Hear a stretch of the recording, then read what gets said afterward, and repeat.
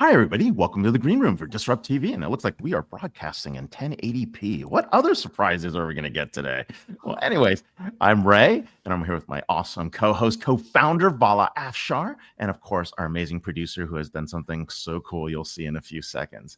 But it's not just about this episode. This is a very special episode. It's episode 400, and we've got some great guests. I'm going to introduce them in reverse order like we always do. John, where are you coming in from? What are we talking about today? And we got this big-ass whiteboard here. What's going on? Back in the back cave, Northampton, Mass. We're going to talk about some of the mistakes AI vendors are making on the event circuit. But we're also going to talk about a Gen AI use case I actually like. So that's going to be fun. And I got a little surprise for you, too, for the 400 shows. So let's see what that is. All right. Excellent. We also have Melody Wilding, author of Managing Up. Where are you coming in from? What are we talking about? Northern New Jersey. And we're going to be talking about some strategies to build your influence, get respect and recognition from those above you. You know, we definitely need that. There's some great career advice here, and of course, lifeline advice. And of course, we've got Lord Tim Clement-Jones, and of course, Dr. David Bray, who should be knighted at some point. Lord Tim, where are you coming in from? Coming in from London, Ray, and congratulations on your 400th edition. That's great news. And we're going to be talking about, how corporates, how business can adapt to AI regulation as it's coming down the track, and what kind of governance processes they should put into play. That's amazing. We are going to need that. Dr. David Bray, where are you coming in from? Coming to you live from Washington, D.C. within the blast radius. And I think Lord Tim Clement-Jones said it best, which is first, congratulations on 400. And we're going to talk about how companies can navigate what countries do and how it impacts communities. Well, with that, take it away, Elle. We've got a little treat for all our guests. Go for it. All right, 3, 2, 1.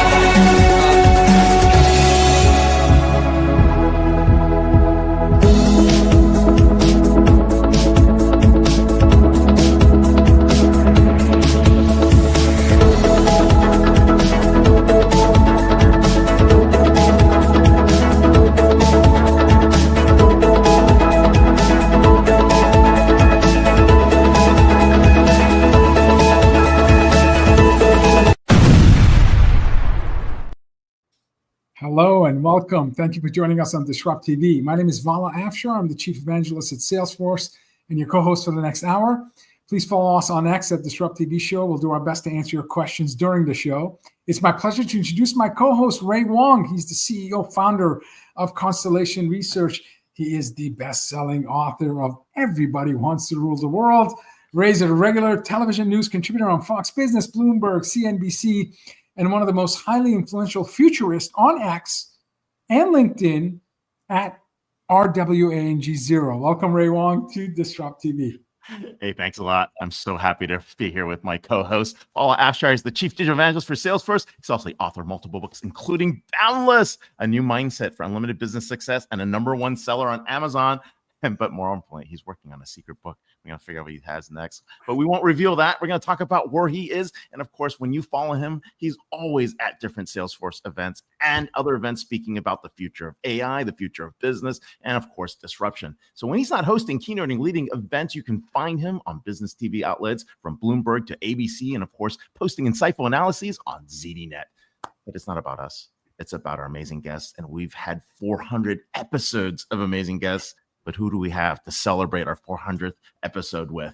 It took us, Ray, 400 episodes to get a proper Lord to join Oh my God, our that community. So we are thrilled and honored to welcome Lord Tim Clement-Jones of the UK, former chair of the House of Lords Artificial Intelligence Select Committee and co-chair of the all-party parliamentary group on artificial intelligence.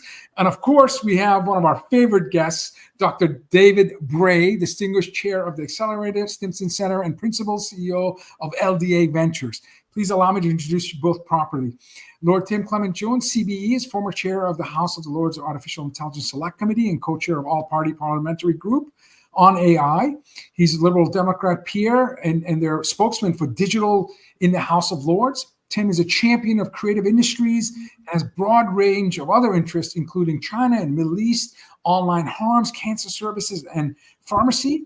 He's president of the Ambitious Autism, the National Autism Education Charity, and the chair of council for Queen Mary University London, and chair of the board of trust Assurance Group Limited, and ombudsman and dispute resolution service for energy, telecoms, and other services. Whoa. It's a privilege for us to have you here, Tim.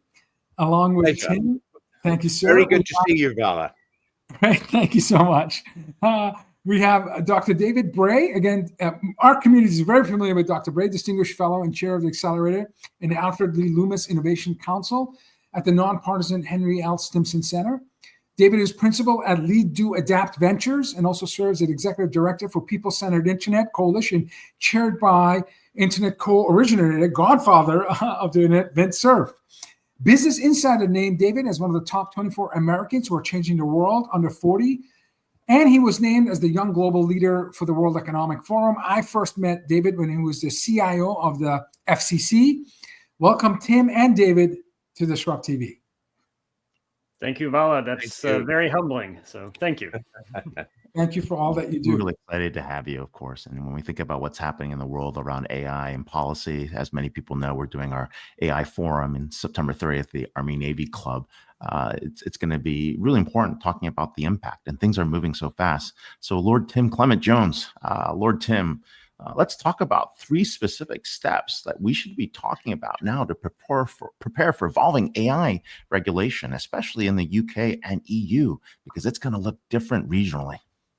Yeah, I think what you have to do, Ray, is start with the corporate values. This is a business decision. You know, this isn't something kind of new and strange that's arriving. We're used to dealing with regulation in business, in data protection, in environmental safety, and all that kind of thing. So what you have to do, first of all, is start out saying, well, what are my business objectives? You know, what are the values that I'm trying to build into the business by using new technology like artificial intelligence?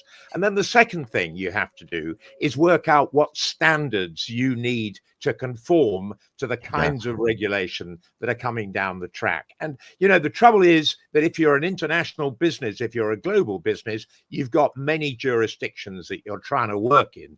And that's one of the difficulties for executives. And what you've got to try and do is triangulate between the different kinds of regulation and look at what are the international standards. And I'm a great believer in interoperability and trying to get there by looking at, say, what the risk assessment standards are. There are some very good ones produced by NIST. They're very similar to the ones produced by the EU, very similar to the kind of good corporate practice that audit and risk committees would expect. And then the third thing you need to do is really look at that whole relationship with lawmakers. What you can't do is just stand off and say, look, this is all above my pay grade, or, oh, I can't stand it. Regulation is the enemy of what I'm trying to do. You've got to engage. So, you know, that's what I do as a politician and as a business person. I try and hyphenate the two, because if we all sort of stand off and we don't understand what we're trying to do, then I don't think we're going to achieve anything. But I do not believe, and I think that most businesses don't believe, that any form of regulation is bad. But we have to make sure that the regulation is appropriate for our business needs. Definitely. We want to make sure the guardrails are clear and they're fair and people know how to operate with them and they're not just whimsical. So I definitely agree with you with good policy. Dr. Bray, let's expand on Tim's sage advice to both government and business leaders in terms of implementation strategy. What would be frameworks for determining which business processes should be prioritized for AI augmentation versus those that should be, still remain primary as human driven? Because as you know, as we transition from assistive AI to autonomous AI, there is an opportunity for cognitive transfer and also cognitive upgrade. Tell us what you think about in terms of a proper framework to help guide business leaders in terms of what they do. Yeah, thank you, Vala. And I really liked how Lord Tim framed it, which is you have to sort of go to what are you trying to do as a business? Go to the business needs and the business mission. And then you can actually have a conversation about what are the things that we absolutely have to get right? What are the things that we can experiment? What are the things that we feel like we're falling behind on? Because it may be that the world is changing or customer expectations or client expectations are changing. And then you can look to the right technology. And when we talk about AI, it is worth when you have that conversation with your board and your C-suite to say there are many different flavors of AI. As we know, there's computer vision, which is very deterministic and very repeatable and reliable. Generative AI, it has creativity, it's its strength, but it's also generative in nature. And so there's pros and cons as to when you want to use it. There's also Bayesian-based methods that are much more sort of, again, deterministic if you actually expose the right data and actually explainable.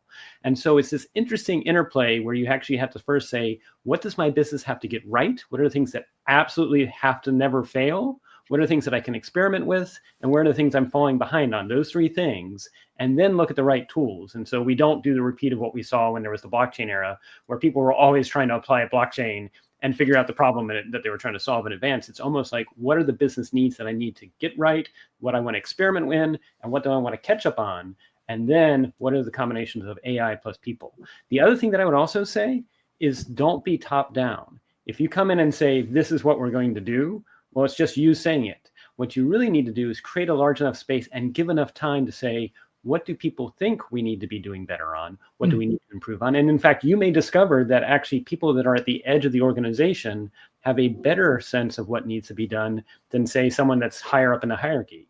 And that sort of nature of involving people in the process as to where we apply AI, one, it means that now everybody's a problem solver as opposed to just few.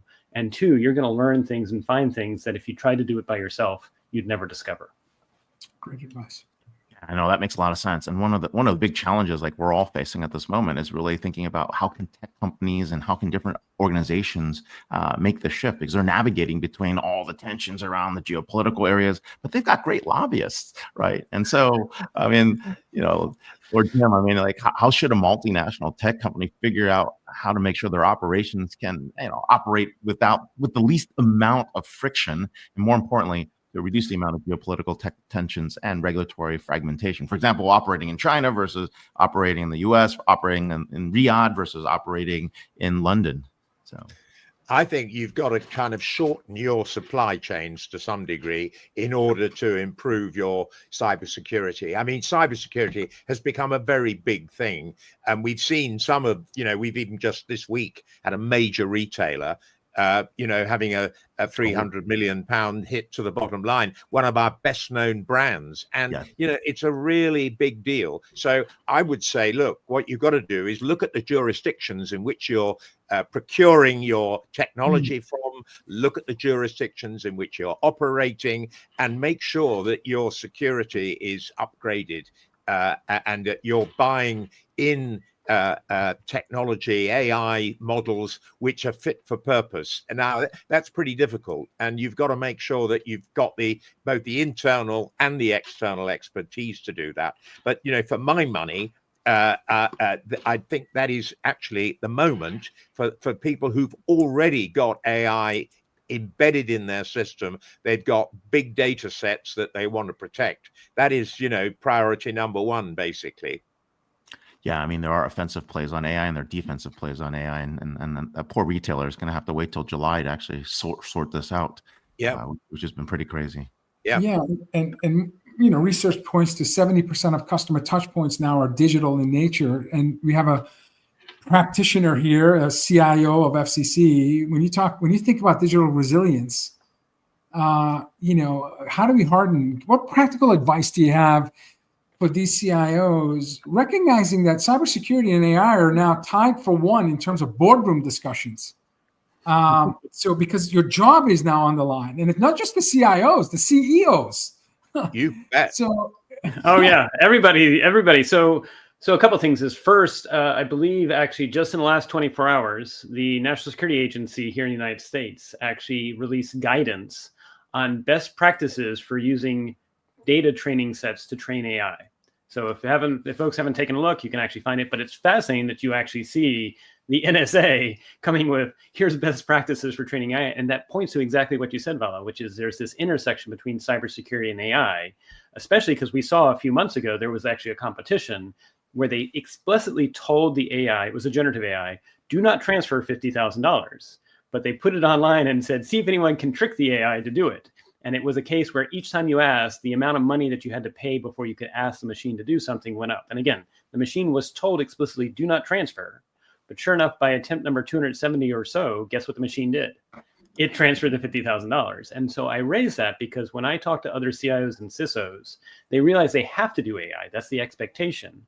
And at the same time, when you think of generative AI, there's probably nothing more complicated than generative AI. And we all know that complicatedness is the death of cybersecurity. And so we are actually having this interesting colliding path where, again, you've got to do AI to stay relevant, but you've got to have a conversation with your board that says we've got to take a risk mitigation approach. Otherwise, we may find we let AI bots loose in our enterprise or we let them loose with our customers and they end up doing things that we explicitly told them not to do.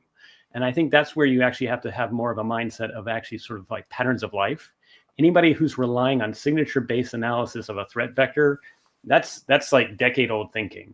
You really have to be saying, what do I expect to see? What have I sort of trained actually my own cybersecurity posture to see? And if all of a sudden I see things going into places where they're not supposed to, or they're doing things they're not supposed to, put a pause on it and look at it and see, is it a hardware issue, a software issue, or is someone actively trying to actually teach my AI to do something it shouldn't do?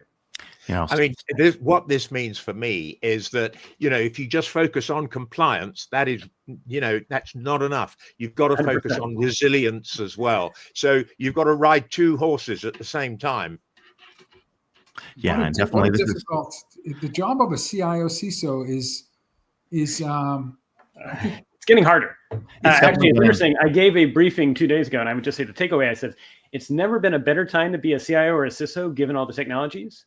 But it's also never been a harder time to be a CIO or a CISO. This is definitely hard. And this is also a part, and I'm going to switch it up a little bit, but David, stay there, but change leadership, right? I mean, this is going to be important, right? And we're also going to have you speak to our healthcare executives, next week at our Healthcare Transformation Summit in Las Vegas. And really, I mean, there's some leadership strategies that are very effective for overcoming institutional resistance to tech change. And it's really important, right? Because we're now moving so fast that any resistance is going to put you behind. And so it took you a year to get comfortable with your, transactional system. That's great. But, this stuff is moving so fast. Moves on. You have to absorb in weeks, not in years. And it's a big shift. So what does that mean for you, David? So, in some respects, we've been hitting on the touch points of what leadership embodies over the last 10 minutes in this conversation, which is first, if all you're doing is compliance, all you're doing is management, you're not really leading. Leading is when you actually have to see where's the future going, both for the organization, but for the world, and then making sure it's not just your vision, but you get other people to buy into that vision. Because again, if it's just your vision, then they'll wait you out and you'll leave or something like that. The second thing is, how do you shift everybody in the organization from being problem holders, where they're admiring the problem, to actually being problem solvers themselves? And that takes time. It's where you actually have to demonstrate. You give them a little bit of agency, you give them some autonomy, the people, and then you actually say, here's where we're trying to go. We're trying to be better as an organization at achieving X. And if you have ideas, I'll give you maybe 2 days of runway. And if you show progress, then I'll give you a week or 2 weeks of runway. And it's almost like where you're actually encouraging people, as I say, positive change agents. It's not just you. You're trying to make everybody in an organization that. And then finally, you do have to have a frank conversation with your board and with your C-suite, which is, again, if all we're doing is textbooks that were done 10 or 15 years ago, that's outdated thinking. It's not going to succeed. And so we then have to identify what are things that have to get right, what are things we can experiment on, and really sort of frame these experiments as we're always learning. Because if we're not always learning, then we're just going to fall increasingly behind. And some other organization is going to be brave enough to learn, and we're going to fall behind. My last question to you, Lord Tim, obviously you've dedicated your life championing public-private collaboration, co-creation of value, understanding scary new technologies so people can have a pragmatic optimism in terms of how we can make society and the world better. We got a lot of startup founders, a lot of CEOs, CXOs watching our podcast. Advice to the private sector, how they can best approach, public leaders such as yourself to really have healthy collaboration and consensus building. I think that's exactly the point, Vala. I haven't waved my book on the screen so far, but I wrote a book recently about regulation and AI called Living with the Algorithm, because I am a tech optimist, but I do believe that in order to be optimistic about AI, you have to have a level of guardrail, regulation, call it what you like. But that involves understanding the objectives of politicians and government on the one hand and business on the other. And sometimes they converge. For instance, each wants growth, but what politicians don't want to see, what government doesn't want to see, is people thrown out on the street, substituted for by AI. What they want to see is people's jobs enhanced and so on. And it isn't just about business efficiency and so on. So you have to kind of find a meeting of minds, and you can only do that if you engage on a regular basis. And I spend an awful lot of time, people say, oh, another round table, another conference. I love that. Check in the corner there. That's very good. But, this is something that you have to work on, and it has to be done at a senior level. You don't just leave it to your government affairs guys. Senior executives need to engage directly with senior politicians. Otherwise, I've got colleagues who think that, business, it has a complete abreaction against regulation. Well, we know that's not the case, because we know that business likes clarity, they like consistency going forward, and they need certainty about how they're going to comply with regulation as it goes forward. So, that's my experience as a businessman, as a politician. And so you can't let these kind of myths emerge. Now, of course, none of us like over heavy regulation, and that's where the dialogue comes in as well. What is proportionate? What will work for me? And sometimes, business likes getting a competitive edge by going beyond regulation. So, there's a lot out there that we need to understand and mutually work on. Sage advice. And definitely catch the book. I can see in the corner. So Living with the Algorithm. We try to move fast here. But Thank you. So, hey, thanks a lot. We got Lord Tim Clement-Jones of the UK, of course, and Dr. David Bray. Thank you so much for being on the show and being on episode number 400. So thank you. Thank you, Ron Ray. Thank you so much. Thank you, David. Thank you. Big topic, heavy topic. And yeah, I've been in tech 30 years, and this is the most important technology of my lifetime. So it's important to have thought leaders like David and Tim guiding us. We only invite amazing authors on the show, and there's no exception with our next guest, Melody Wilding, author of Managing Up: How to Get What You Need from People in Charge. New book just came out in March. Fantastic book. Melody is a professor of human behavior at Hunter College and author of Managing Up. Melody was recently named one of Insider's most innovative career coaches. Her background as a therapist and emotions researcher informs her unique approach, weaving evidence-based neuroscience and psychology with professional development. Melody's previous book was Trust Yourself, Stop Overthinking and Channel Your Emotions for Success at Work. Welcome, Melody, and congratulations on your new book. And thank you for joining us on DisrupTV. Thank you. And congratulations to you as well. Big day. Thank you. Yeah. We've been working towards this day for 10 years. So really, really happy we're here. Yeah, I don't know if we knew we'd be here in 10 years ago. I thought you replaced me with an agent at this point, but I'm happy I'm still here. I manage up, so it actually works out all right. Yeah. But anyways, but hey, look, this is a really important place, right? We've heard this term manage up. I think a lot of us in different careers have said, you need to manage up, but no one really defines it very well. Like, is it like spending more time with your boss? Is it kind of like just chilling, figuring out? Is it only telling people like the good things, not the bad things? I mean, like. Yeah. There's a whole framework here of managing up that people totally miss. So what does it mean to manage up? And what does it mean, especially to you, especially in this book? Well, very simply put, I define it as navigating your relationships with people that have more positional power than you. And I think there's a couple of assumptions people make about this. And one is that this is something you grow out of, that this is something you do when you're younger, you're more junior in your career. But I'm sure those listening even know that once you reach the C level, you are still managing up. If you are the COO, you're managing up to the CEO. If you are the CEO, you are managing up to the board or your largest customer or a regulatory body, whatever it is. So we are all embedded in these power dynamics. And so you never outgrow this skill set. And it's so much more than, I think so many of us grew up in a time where managing up equaled sucking up, or it equaled ingratiating yourself, just brown nosing. And that's not at all what we're talking about here. Yep. We're talking about moving from a subordinate mindset to more of the trusted advisor and partner mindset. And fundamentally, at the end of the day, managing up is something you do for yourself. It's something you do to create the conditions for your success, to have the clarity, the resources, the opportunities that you need to do your best work.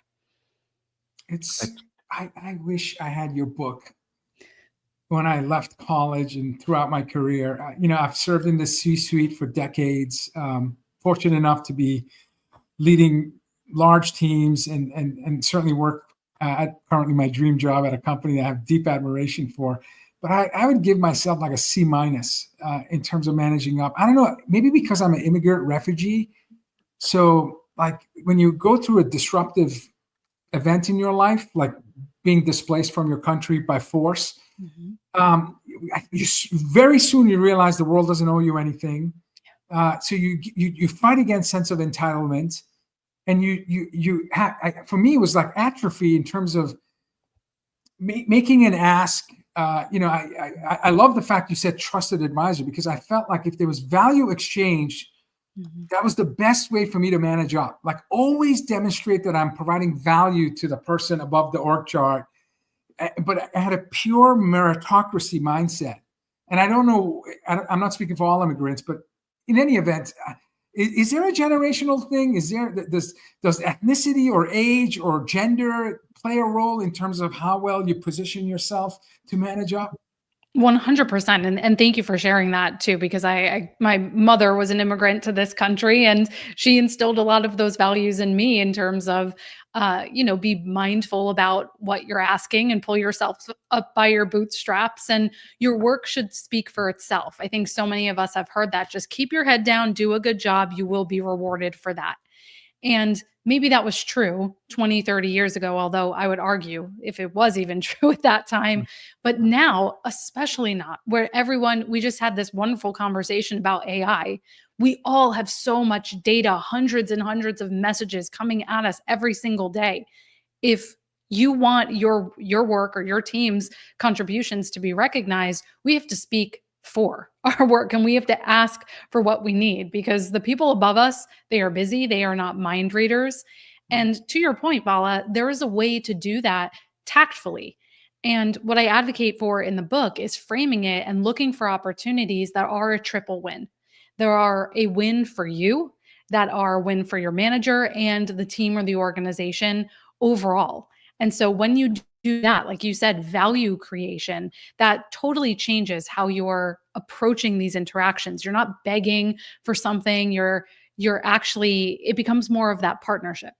I love that. And the people that I actually admire, because I see them manage up effectively, they're very self-aware. They right-size their ask.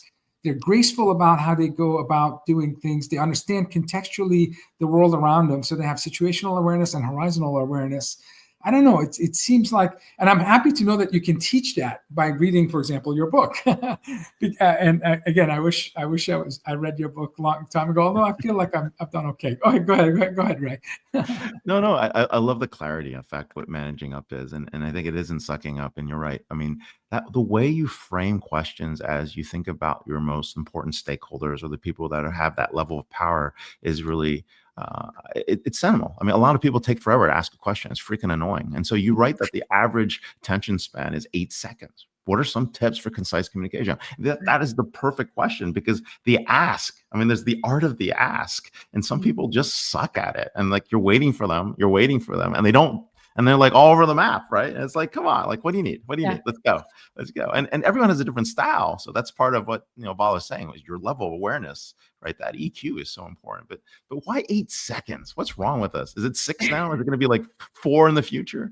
Yeah, I've seen all sorts of different numbers, from 6 to 8 seconds to up to 30 seconds, for example. But I think in academia, maybe. Yeah. The headline of that is, we don't have a lot of tolerance for someone going on and on and on. And yes, there are different communication styles. We can absolutely talk about that. But I think why we fall into this problem is because so many of us, we are subject matter experts, and we want to prove we know what we're talking about. So we try to give a lot of evidence to build up to our point. But by that point, you have lost the other person. And so you want to flip that. And you may be familiar with that idea of bottom line up front. Begin with your request or your ask, and then say, I have other data I can share. I'm happy to. Here's the bottom line of my request today, or here's the decision I need from you. Let's go. Yes. And I have the other data, or I can give you more context, but first I wanted you to know that, and then I can go into this further. So that tells someone that's the hook. And so that bottom line up front is crucial. As is, I'm also a huge fan of structuring your communication. It helps you remember it. It helps the other person follow along. And the 3 is a magical number. So the more you can say, there are 3 points I want to cover today, or 3 pillars to this strategy. There are 3 components to our approach. That automatically adds a bit more gravitas to your communication, and again, helps you be more concise and stay to the point, not get off track and ramble. Is this a solo sport, or is this a team sport? Like, how much time do you build horizontal advocacy, allyship, support?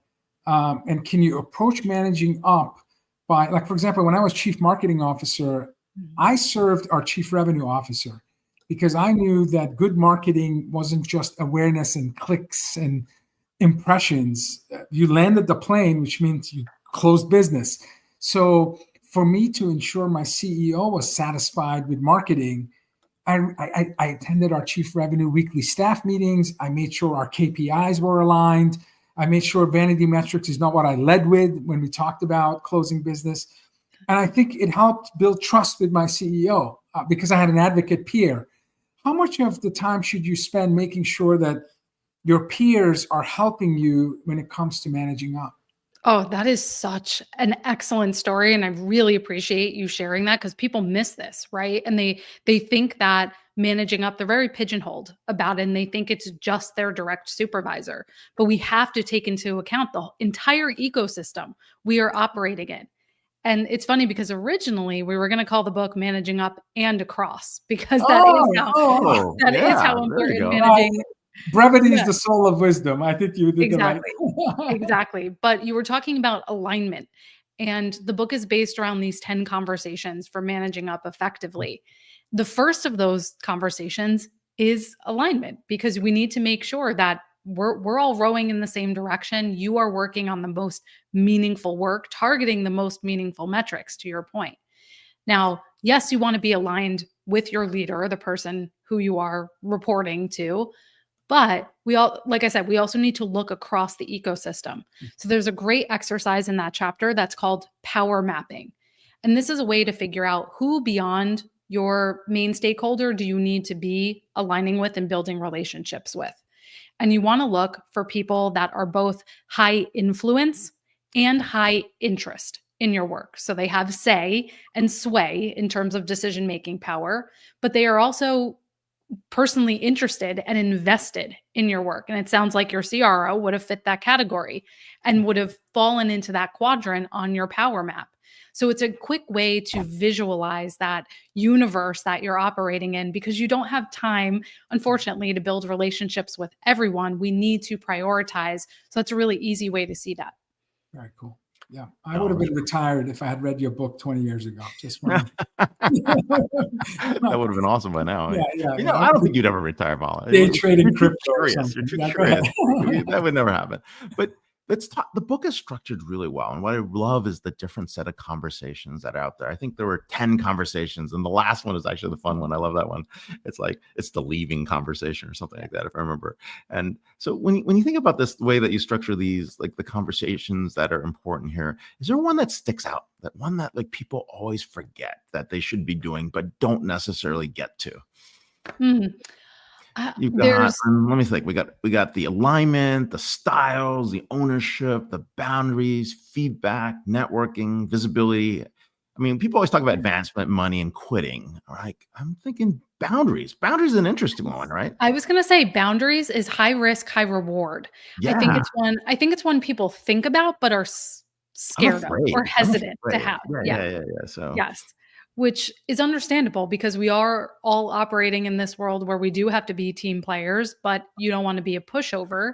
And for the vast majority of people who are listening to this, you're not only setting boundaries for yourself, but you're probably setting boundaries for your entire team or your business unit. So there's a bit more stakes behind it. And I think the good news is, and actually something a lot of people overlook when we talk about boundaries, is gauging what I call your pushback power, because there's all these invisible dynamics that go into how often and how forcefully you can push back and say no. Everything from your tenure in the organization, because obviously someone who's been there 6 months has very different leverage to push back than someone that's been there 6 years, for example. So tenure, your relationship with your boss, what's the state of the organization or team? If we're in a reorg situation or sort of a turnaround situation, people may not be as open-minded around flexibility and boundaries as if it's a high growth period. So all of those things matter. Now, even if you go through the assessment in the book and you figure out, actually, my pushback power is on the lower side for whatever reason, all is not lost. It's okay. You just have to be a bit more diplomatic and tactful about how you go about it. Because saying no is not a complete sentence in the workplace. It is in almost every other aspect of life, but not at work. We have to be more tactful. And there's a few formulas I give in that chapter. My favorite is probably one both of you will be familiar with, which is what I call the trade-off approach. Essentially saying, if we add X, something has to give on Y. So if I hear this new priority is important, in order to get to that in the timeline you're asking, we'll have to temporarily delay or scope down this other request. Are you okay with that? And the beauty of that is you're using in psychology what's called force choice, which is you are creating the constraints for the decision. You're approaching it as problem solving. You're not just saying, no, I can't believe you're asking us to do one more thing. You're coming to the table to negotiate, and you're subtly putting the power back in the other person's hand at the end there to say, here is my recommendation of what we do. But ultimately, you are the person with the higher authority. It is your call to say yes or say no to this. So there's a lot of psychology going on there. Absolutely. This is why I think emotional intelligence, being self-aware. There are times where you're speaking to a wartime boss or versus a peacetime boss, and if you can't read the room, sometimes a no, and it's absolutely without context, without conversation and evidence, could be a career limiting thing. Mm-hmm. And you also, one of the sections of the book, you identify 4 personas of a boss. Yeah. So as you're trying to set those boundaries, are you speaking to a controller, a commander, a cheerleader, a caretaker? These were your 4 C's. This is my last question. Can you expand a little bit about these 4 personas? Because it's important to understand who you're speaking with and what pushes their buttons, what motivates them, and what potentially can create an uncomfortable conversation. You nailed it. And this is one of the foundational conversations because exactly as you said, the way you frame things either adds to or detracts from your level of influence and persuasion with that person. And so what we know from decades and decades of research on communication styles is that there's, broadly speaking, two dimensions to it. A person's level of dominance, how much control they like in a situation, and sociability, how much do they value and prioritize relationships and connection with other people. So with that, you get these four types. And you have someone who's highly dominant, lower on sociability, the commander. They move quick, they care about results. This is the person who, framing things in terms of beating the competition, we're going to get a market edge, outcomes, deliverables, efficiency, that's what they care about. The cheerleader is someone who is still high on dominance. So they like to move fast, they aim big, but they're highly sociable. So they tend to be more gregarious. They like to tell stories. They may be more enthusiastic. So words like vision, motivation, opportunity will appeal more to them. Caretaker, opposite of the commander. So this is someone who is low on dominance, high on sociability. They prioritize stability, harmony. They want consensus. They want to make sure everybody's on board. They can be risk averse and they need more time to process as a result. And then last is the controller. They are low on both dimensions. And so there's someone who's a bit more reserved. They move a bit more slowly. They care a lot about precision, accuracy, methodology, process. And so you can hear, and even just these words I'm saying, how you might propose an idea differently or frame a boundary differently, or your feedback based on what's actually going to land with them. I've worked for all four. Yes. I've worked for all four. I think I hope I have no idea who I am though. I'm gonna have to ask people like what kind of boss I am. So a good one, or you wouldn't be where you are now. But I have no idea. We're gonna what find do you out. manage up to as CEO? That's funny. I'm guessing one of the household members. Yeah. But yeah, I'm always managing up. I know who the boss is in the. I'm always managing up. So Yeah. Melody, how do you do workshops? Do you put people together? I mean, what do you do along with writing the book? So. I do a lot of speaking and training.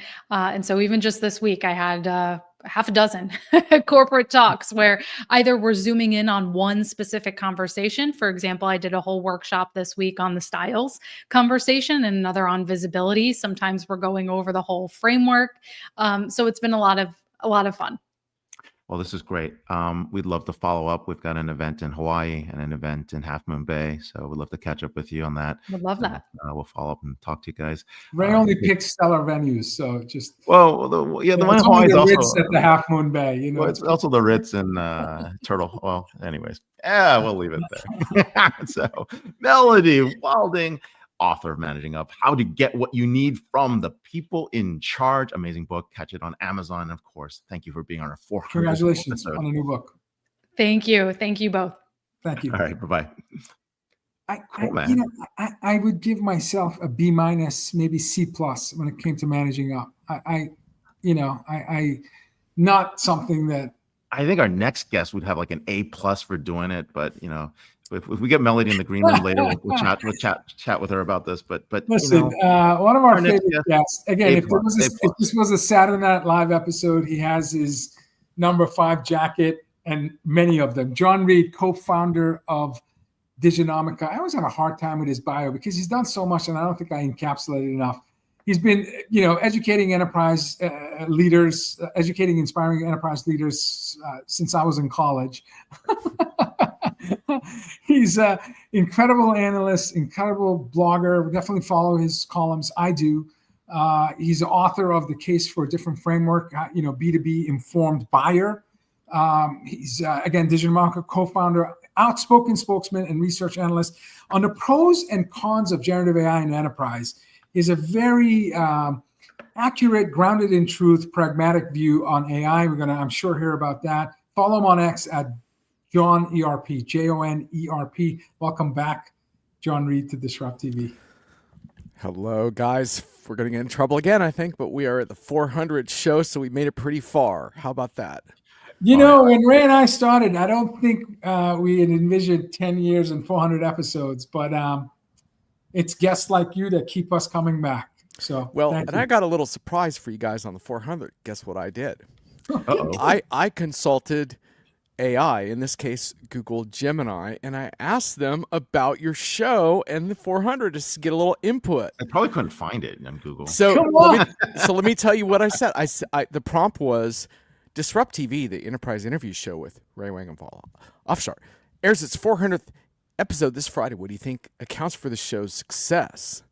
And so I got a response that said, well, yeah, Ray, you're actually in Google, I think. It said it's a significant milestone indicative of a highly successful and enduring program. And they broke out the factors. Would you like to hear some of the factors that are the key to your success? Please do tell. Expert and engaging hosts, A-list guest roster. You might have screwed up a little bit there on this segment, but in general, I would agree. Relevant and timely content, multi-platform distribution and accessibility, strong audience engagement, focus on actionable insights. I like that one, actually. That's a good one. Consistency and reliability.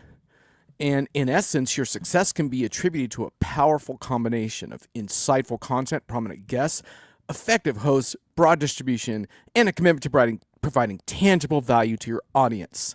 How about that? And so then I went a little further into the deep research option and get a load of this one. The unparalleled credibility, profound expertise, and complementary skill sets of Ray Wang and Vala Afshar are foundational to your remarkable success. So how about that? Congratulations. Oh, and it also pointed out, one I actually liked from the deep research was future-proofing and the importance of helping technology leaders look beyond the present into the future. So I think that actually was pretty good in terms of identifying a few of the key elements. That is stunning. That is stunning. However, I think what's really interesting is I think it missed what I would consider the keys, and all of those things are actually good. But I'm gonna give a couple more. I think it kind of can I tell you the biggest miss? What's that? We have the world's best producer. Well, I was about to say that. And I think that's someone that does 98% of the work, and then Ray and I show up. I was about to say that. I think the AI did a pretty good job of picking up a little bit on the chemistry factor between the two of you, but it did miss everything that happens behind the scenes to make it all happen. Yes. And how great Elle is at all of that as well. And I think that's interesting because it just reflects a little bit about how today's AI is very dependent on the training that it pulls in order to kind of give you the insights that you're looking for. And so it missed a few of the things that I personally think are really important. I'll just mention them briefly. You make the guest the star of the show. I think that's really big. A lot of pundit shows are really about the pundits. You don't do that. You have a genuine intellectual curiosity. So you're not just compiling volume shows. You're actually here to learn. And I think that comes across in how you discuss things. And finally, I think this is really important. You haven't come to a rigid position on the topics that you're discussing. So you are open to persuasion, whether it's jugular authenticity or good data or a new perspective. And I think that's just really powerful in today's world because so many of us, and I fall into this trap, unfortunately, sometimes, get too solid in our point of view so that we lose track of that kind of engagement you can have when you can really learn something from someone. And so to me, those are things that I would really point to. I can understand why AI missed those things, but those are my top. Ray, Al, we need to have Jon finish up all episodes. And I'm not going to say anything nice until 500. So I hope you like that. I know we're going to have to wait. You have to wait until 100 episodes for that. But the good news is by our 100th episode, because the worst AI we use today is today's AI. So by episode 500, we're going to ground the data more with our producer's persona. We're going to ask Elle to be more forward-facing, and it'll surely pick up the secret sauce in our success, which she's not. She's listening now. She's orchestrating the whole thing, but she's not on screen. By episode 500, I bet you'll get a different set of outputs. So that's great. Well, maybe we'll do it again at 500. But for now, that's the assessment. Congratulations, guys. Well done. The show's not about us. We appreciate all the wonderful comments, but it's about the cool stuff that you have in your head, man. So what are the Indeed. top 3 event lesson mistakes vendors are making this spring? I want to hear. All right, it. I'm going to get a little grouchy about this, but before I do, I just want to say that if vendors had had the good sense to bring folks like your last guest on stage, especially Lord Clement-Jones and Dr. Bray talking about AI and risk and all of that, then I wouldn't have to be so critical, because that was a great discussion, I think, that really clarified a lot, though I want to pick up a little bit on Dr. Bray's comments on creativity. But let me just say one thing that I think vendors have done a really good job of this spring before I get a little bit grouchy. I think they've done a really good job of clarifying the profound difference between what we do when we just do that Gemini type prompt that I just did, and how enterprise has really refined this architecture for very, very specific use cases where I think AI can provide a lot deeper and more interesting value. And I think enterprises, vendors as a whole, have done a good job of explaining the difference between what you see from them and what you might get just playing around with AI on the weekend. So I want to give a little bit of a props for, maybe you could call it a more responsible version of AI, but a little more credible, field tested version that can really work in certain use cases. So I want to give enterprise vendors credit for that. But I think one of the really funny things was seeing the battle for who's going to be the agent orchestrator, and everyone supposedly is going to be working through the orchestration, and you're going to own that relationship, and every other vendor becomes subservient to you. And one of the I don't like the vendor wars stuff all that much, but it was really funny to see the contrast between ServiceNow and SAP, because in ServiceNow's show, they basically portrayed SAP as like a database that you might use occasionally through an API call, but that's about it. And then fast forward to SAP's show, and SAP has ServiceNow in a demo on their agent orchestration platform where they're basically using ServiceNow like a ticketing system, and that's about it, right? And I thought it was really funny, because it was like every vendor wants to be like, we're the important vendor, and everyone else is just going to become basically an old school database. Yeah, you grab a few APIs, and it's just really funny to see that positioning. But I do understand why vendors are doing that, because it's really high stakes in terms of who earns the trust and the credibility to be kind of that first point of contact. But what I think we missed a little bit in that was not enough emphasis on universal standards and protocols that allow agents to communicate with each other. And a couple of the really interesting ones that I'm watching are the Google A2A standard for agent-to-agent communication. And I really started paying more attention when Microsoft signed on to that, because Microsoft and Google don't do a whole lot of stuff together. So when you see that, you kind of like, oh, that's interesting. That might be a standard that could actually work. And there's another one from Anthropic called MCP, and that's basically like a little broader, helping agents to communicate with all kinds of tools that are really helpful to make the LLMs a little bit more smarter in expert fields where they might call like a verification tool of some kind or whatever. So I think vendors needed to talk a little bit more about interoperability, because I think users are going to get really frustrated if they ask the agent to do something and they get an answer saying, sorry, but we don't have access to this information for whatever reason. So anyway, that was kind of mistake number one, but it was also really funny to watch it play out. That's amazing. And keep an eye on Linux Foundation, the Agent Communication Protocol, ACP, has momentum behind it too. So you've got three. And Nemo. Yeah, you got three tracks that have a lot of activity, a lot of membership, an open source community is pushing hard on orchestration choreography of agents. So yeah, you're right. This is like TCP/IP scaling the web, or well, if you think about the good old noises that your dial-up internet connection used to make when it was trying to establish a protocol, well, that's exactly what agents are going to do, right? Right, in their own words. And so, yeah, we don't know which standards bodies are going to ultimately, become the dominant ones. But I'm pretty hopeful that that will come to pass, because there's a lot of history in IT of like standards that kind of didn't really gel. I think it's going to gel this time. Yeah, and John, I got to tell you, when you I don't like using this word because there's kind of a religious connotation to it, so I don't really like to use it. But and the word is omniscient. When you see demos of cross-agent collaboration, so a customer opens a case in service, and then the service agent is informed by the sales agent that customer has ACV impact. So make sure you properly handle this case. Oh, and by the way, they downloaded this white paper, and their commerce abandon rate has gone up the last 3 months. The point that a single signal comes in to one agent in a specific domain. But you recognize these agents all have infinite memory of the past, immediate understanding and context of the present. And because of the predictive nature of agents, they also have modeling of future based on different outcomes. They do scenario planning in real time across multiple dimensions. So when you think of the world, what's a word that describes knowing everything about the past, everything about the present, and possibly everything about the future? Sorry, the only word I can think of is omniscient. These are this is like one signal to many contextual understanding that launches an action across your entire enterprise.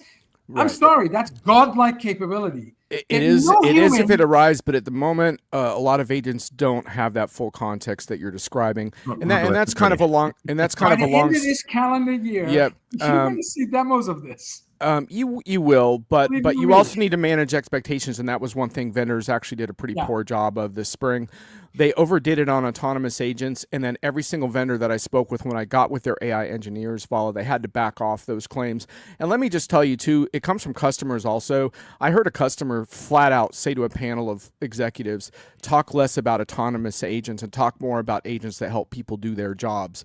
And in the short term, we really need to talk about how to make people's jobs better with these agents. And I realize that the investor economy loves the idea of the autonomous enterprise. Granted, they haven't figured out what the rest of us are going to do for work once the enterprise becomes autonomous, but they do love the idea of human labor because human labor really screws up balance sheets. So if we can get rid of that, that's awesome.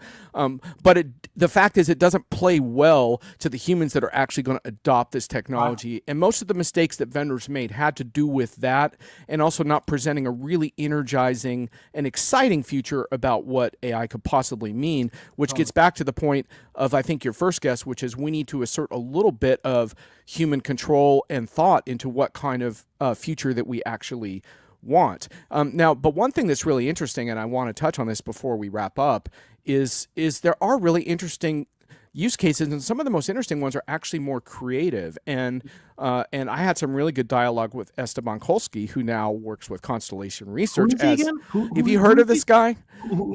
What's he distilling? What is his job title is Chief Distiller, which is kind of unusual, but that's a brilliant job title, and he wants to figure out how to distill information for boards that combines like the best of human and AI intelligence in ways that boards can consume to make important decisions.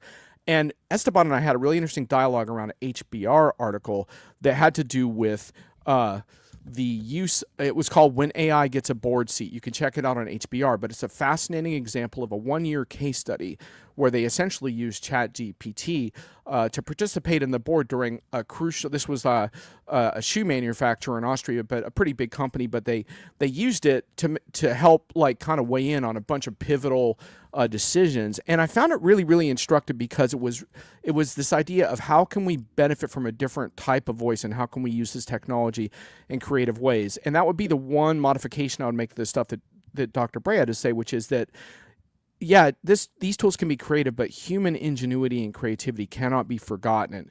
And in this use case, we saw a lot of it. And what was really fascinating about this use case was that you know, they said, we thought this would be kind of annoying to the board because it was providing a lot of like different kind of information, but in fact, it was challenging their thinking. And I think this is a really, really interesting concept of how can we use these tools, because these tools don't care about your boardroom politics. They don't care whose feelings you're going to hurt when they make a suggestion about using a different supplier. They don't give a crap. They're providing scenarios for you. And this type of example is really great because the executives were aware of the flaws of the technology, but what they wanted was all the strengths. They wanted all the summarization. They wanted the comprehensive list of ideas. They wanted all of that stuff. The caveat, there were two important caveats. One was they had to be open to it. And I think you've covered that really well on the show today, that you have to have the right mindset to be challenged in that regard. So I think that's really important. But the other really important thing is just that not only human creativity, but human expertise, because the output to these kinds of tools has gotten pretty sophisticated. And in fact, the only people that can sometimes spot the problems are the experts in the domains. And so it's really, really important to remember that yeah, we have this problem with like, what do you do about all these junior type individuals that you know, how do they move up the food chain and how do they develop expertise? But those who have achieved expertise are incredibly valuable right now because they're almost sometimes the only ones that can spot the issues. So anyway, I think it's super interesting because if we can use more imagination around these use cases instead of just obsessing about productivity, I think it's going to be really inspiring what we can do. So I figured I would give you something upbeat. It is upbeat, and you got to be reading some of my posts, because a couple of weeks ago I wrote an article titled "Smart Companies Use Cognitive Transfer and Cognitive Upgrade as part of their strategy." Right now in my company, 20% of new jobs that are found inside the company is a career coach. We call it Career Connect inside my company, but it's assistive AI guiding where potential openings that match your skill. So we're matching your skill of an employee to the needs we have in the company. Right. Also, our V2 mom coaching is now done by an agent where we're pitching the corporate deck via 5-minute video. And the agent is teaching us how to be more empathetic customer stories, how to best showcase our KPIs. So there's a massive amount of cognitive upgrade of talent that's happening. And I gravitate towards those initiatives more than just transferring the work to smart software. That's a great point you make. Great point you make. Hey, I love what's going on. There's so much happening, especially in cross-platform, multi-agentic. We need an hour with Jon Reed. We need a special episode with Jon Reed. 1 hour. Let's deep dive, baby. Deep dive. Every time we speak, I'm like, we're not covering enough with you. It's all good, man. Dudes, congratulations. Great job to the whole team. Check out the Diginomica article with the red Gumby on security and agents. I thought that was the best. I love that puppy. I don't know who put that Jon Reed's work and the entire team at Diginomica. Excellent. Excellent. Very, very good. So Jon Reed, co-founder, Diginomica, and of course, one of our friends of the show. So thank you for being here to celebrate episode number 400. Oh my God. John, I got a post I'd like to publish in Diginomica. Do I have your permission to do that? Yeah, just ping me. We're all good. Great. Thank you. This is how it gets done, I see. Hey, I'm managing up. I've tried to get a post in Diginomica for years. They won't even talk to me. I talk to you all the time, man. What are you talking about? Awesome. That's awesome. Thanks a lot, man. Hey, happy Friday. Have a great Memorial Day. All right. Cheers. Mr. Wang, that was episode 400. Thank you, my friend. That's over 400 hours that you and I and Al. Times 3 for prep. Oh, my God. I'm just talking about 400 plus hours live. I know. Your thoughts about reaching 400 episodes and perhaps a 30-second summary of what we just heard in the past hour. You know, I think I'll summarize it based on the phone call we had last weekend. You know, we've done a great job of producing a show, keeping the politics out, keeping the conversations about, you know, companies and things that we represent out of it, and really focusing on the guests, as people have said. And I think, you know, it shows. I mean, when I searched on Google, as John was talking about it, 130 million impressions a month, Vala. That is incredible. And so we're reaching out to folks. I hope they feel it's authentic, but all I know is, dude, it's made our friendship even better. And we get the chance to get a front row seat to constantly learn. And to me, I think it's awesome. And we've got great people on the team, you know, thanks to Elle. I mean, you know, I think Elle's been on 300 of the 400 episodes. I mean, it's crazy. So I don't know. What about you, Paula? So it's an opportunity for you and I to stay teachable. And that's a gift that our community gives us. A lot of people think that we're somehow gifting the community, but it's completely the other way around. Oh, no. We have a privilege of having prime ministers, best-selling authors, inventors, lords, unicorn founders. I mean, just look at that montage that Elle put together. You know, we've got some of the best and brightest people on earth that volunteer. There's a special on the outro too. Don't forget, watch this outro. It's pretty wild, I hear. Yeah. So I got to watch it again. That's the first time I saw it. So to be honest, in the spirit of transparency. No, the outro when the show ends is just as crazy. That's amazing. So anyway, that's a gift to us. We appreciate it. We're not going to have a show next week, but we'll be back on June 6th, episode 401. Honorable Sue Gordon, Lord's honorable mentions. Honorable Sue Gordon, previously U.S. Acting Director of National Intelligence. We have Denise Holt, founder, CEO of AIX Global Media. Dr. David Bray will join us again. So you know about Dr. David Bray and his incredible CV. And Lori Rosenkopf, author of Unstoppable Entrepreneur, 7 Paths for Unleashing Successful Startups and Creating Value Through Innovation. So you can tell the theme of the show. we bring policymakers, best-selling authors, and CEOs on the show. Typically, every show has an incredible best-selling author, a CEO, or someone that has significant responsibility in business, and folks that are helping us improve society and advance society forward in a meaningful way. So that's what we're trying to do. If you have folks that you believe fit those categories, please let us know. Connect to us on X and LinkedIn, and Al, myself, and Ray, and we'll do our best to get them on the show. We're typically 2-3 months booked in advance, so be patient with us. And if it's Friday, it's DisrupTV. We'll miss you next Friday. We'll connect in 2 weeks. Thanks for watching, everyone. Thank you, everyone. Happy 400.